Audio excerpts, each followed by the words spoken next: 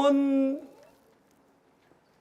확보하는 일은 교육의 질을 보장하는 일입니다. 우리가 이제 교원 정원을 책정할 때 정부는 자꾸 이제 그 비교할 때 교사 1인당 학생 수가 몇 명이냐, 교사 1인당 학생 수가 지금 OECD 기준으로 우리나라도 거의 선진국에 도달하고 있다. 이런 이야기를 계속하지요. 그러나 여러분들 다 알다시피 이제 경북 지부장님 계십니다만은 경북의 어느 시골 학교의 정원과 대구에 있는 학급당 40명인 학교의 정원을 전부 평균을 냈을 때 그게 이제 교사 1인당 학생 수가 됩니다. 또 여기에서 또 통계에서 문제가 되는 거는 비교과 교사, 그러니까 수업을 교육과정 속의 수업 실수를 감당하지 않는 그런 교사들까지 합쳐서 교사 1인당 학생 수를 내기 때문에 마치 이제 통계적으로 보면은 우리나라의 교사 1인당 학생 수가 굉장히 낮아진 것처럼 보입니다. 착시 현상이라고 할 수 있습니다. 이 말씀 뭐냐면은 교사 1인당 학생 수가 자꾸 줄어든다고 하는데도 학교 현장에 있는 교사들은 전혀 인정을 하지 않습니다. 전혀 줄어들지 않기 때문이죠. 여기다가 지금 최근 이제 학령 인구 감소 문제로 학생 수가 점점 줄어들 것이기 때문에 교사의 수가 그렇게 필요하냐? 어차피 학생 수가 줄어들면 교사도 남아도 올 것이기 때문에 교사들을 이제 자연스럽게 퇴직하는 수만큼 교사들을 뽑지 않고 또 학급당 학생 수를 줄여가면서 교육의 질을 높여서 교사 수급을 따지지 않고 오직 학령 인구가 줄어들기 때문에 학생 수가 줄어들면 교사 수도 자연스럽게 줄여야 되지 않느냐라는 이런 단순한 논리로 교원 수급 정책을 마련해 가고 있습니다. 이런 논리는 교육부의 논리라기보다는 기획재정부, 행정안전부의 논리입니다. 쉽게 말해서 경제적 논리라는 거죠. 저희들이 주장하는 것은 교육의 논리로 교원 수급 정책을 수립해 가야 한다라는 이야기입니다. 교육의 질을 높이는 욕구가 가장 높은 집단은 교사 집단과 교육청이지 않습니까? 그러면 이 교사들과 교육청이나 이런 교육 현장의 목소리를 들어서 교육 현장의 교육의 질이 얼마나 높아질 것인가를 두고 교원 수급 정책을 세워야 한다는 것이죠. 또 한 가지는 과거의 학생들의 수준과 현재 학생들의 수준은 다릅니다. 현재 교사들이 겪고 있는 가장 큰 고통은 교육권이 침해당하고 있다는 겁니다. 교육권이 침해당하는 것 때문에 많은 교사들은 스스로를 보호하기 위해서 가장 나쁜 방법인 학생들에 대한 애정을 철회해 갑니다. 자, 이런 상황에서 학급당 학생 수가 줄지 않는 가운데 교사들이 더 나은 교육의 질을 높여낼 것인가 하는 부분은 기대하기가 어렵습니다. 결국은 교육의 질은 변화되는 학생 수도 있지만 변화되는 학생들의 어떤 조건들에 맞추어서 또 교사의 수급 문제를 풀어가야 한다는 겁니다. 이거는 마치 병원에서 간호사 1인당 환자 수, 의사 1인당 환자 수, 교사 1인당 환자 수를 변화된 환경에 맞게 조절해 가야 한다는 건데 지금 교육부는 기재부와 행안부의 논리를 그대로 따라가고 있다는 겁니다.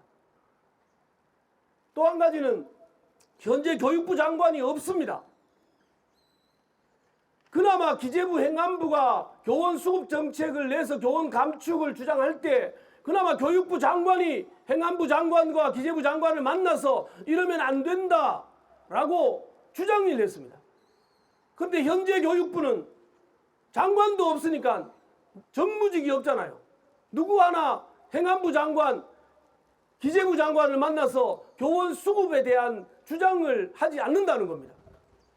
그러니까 기재부의 논리와 행안부의 논리가 그대로 교육부에 적용이 되고 있고 그 교육부의 논리가 기계적으로 대구교육청에, 경북교육청에 적용되고 있다는 겁니다. 이것으로 인한 피해는 고스란히 우리 교사들과 학생들이 받을 것이라는 이야기입니다. 그래서 오늘 기자회견은 그런 의미에서 교원 수급과 관련된 근본적인 어떤 인식, 정책의 기조를 좀 바꿔내는 출발점이 되었으면 좋겠습니다. 감사합니다. 안녕하십니까. 정교적 경북지부장 박순우라고 합니다. 네, 충격적인 소식입니다. 교사 정원을 확 줄인다고 합니다. 대구는 초등 125명, 중등 269명, 경북에서도 초등 53명, 중등 교원 224명을 줄인다고 합니다. 학생 수가 감소하니까 교사의 수도 줄이는 게 당연한데 왜 충격적인 말이라고 하나 의아하시죠? 맞습니다. 학생 수는 급감하고 있습니다. 그런데 이상하게 학급 수는 증가하고 있습니다. 아까 처장님 말씀대로 지방에서 도시로 또 도시에서는 신도심 지역으로 인구가 자꾸 몰리기 때문에 거대 학교, 거대 학급이 생기기 때문입니다. 이것을 교사들한테 책임을 물을 수 있겠습니까? 지방과 도시를 균형 있게 발전시키지 못한 잘못된 정부의 정책의 결과입니다. 그런데 그 피해를 학생들과 교사가 떠안으라고 하는 이야기인 거죠. 교사는 학생 수에 비례해서 필요한 것이 아니라 학급 수에 따라서 필요합니다. 학생이 20명이었다가 10명으로 줄었습니다. 그러면 교사가 반만 필요하겠습니까? 온전히 한 명의 교사가 학급을 담당해야 되는 일입니다. 학생 수가 적다고 학생들이 온전한 교육을 받을 권리를 침해해서는 안 되지 않습니까? 정부에서 또 교육부에서 그걸 모른다는 게 충격적인 사실 아닙니까? 제게는 너무나 충격적인 사실입니다. 초등학교에서 교원을 줄이면 어떻게 될까요? 제일 먼저 음악, 체육, 영어, 과학 등의 전담교사가 제일 먼저 줄겠죠. 또 작은 학교에서는 어떻게 되겠습니까? 네, 복식학급입니다. 복식학급으로 교사 수를 줄이게 되겠죠. 중등에서는 어떻게 되겠습니까? 이미 수업 시수가 작은 교사들은 2개, 3개 학교, 심지어는 4개 학교까지 보따리 장수처럼 떠돌아다니면서 수업을 진행하고 있습니다. 이제는 소위 국영수 사과 선생님들조차도 2개 학교 겸무해야 된다는 이야기입니다. 하루는 수학을 몰아서 하고 하루는 영어를 몰아서 하는 일이 생긴다는 뜻입니다. 교육과정 운영에서 융통성이 줄어든다는 이야기죠. 또 겸무를 다니는 교사가 늘어나면 담임 업무에도 당연히 차질이 빚게 되겠죠. 겸무 다니는 교사가 늘어나면서 담임의 차질이 되고 늘어나는 수업 시수와 업무로 허덕이게 되겠죠. 질 높은 공교육을 보장하기 위해서는 학생들에게는 더 많은 교사가 필요합니다. 미래를 위해서는 어느 분야보다 지금 학생들의 교육에 투자해야 합니다. 교육 투자의 핵심은 학생들에게 더 많은 교사를 보장하는 것입니다. 코로나19 대유행 이후에 지금 학생들은 회복이 중요시 여기게 되는 때입니다. 교사가 학생들과 눈 맞추어 교육할 수 있는 여건을 하루빨리 만들어야 하지 않겠습니까? 교사 수는 줄일 것이 아니라 오히려 늘려야 합니다. 제발 숫자 노름에서 벗어납시다. 학생 수 아닙니다. 단언컨대 지금처럼 해서는 해피엔딩 안 됩니다.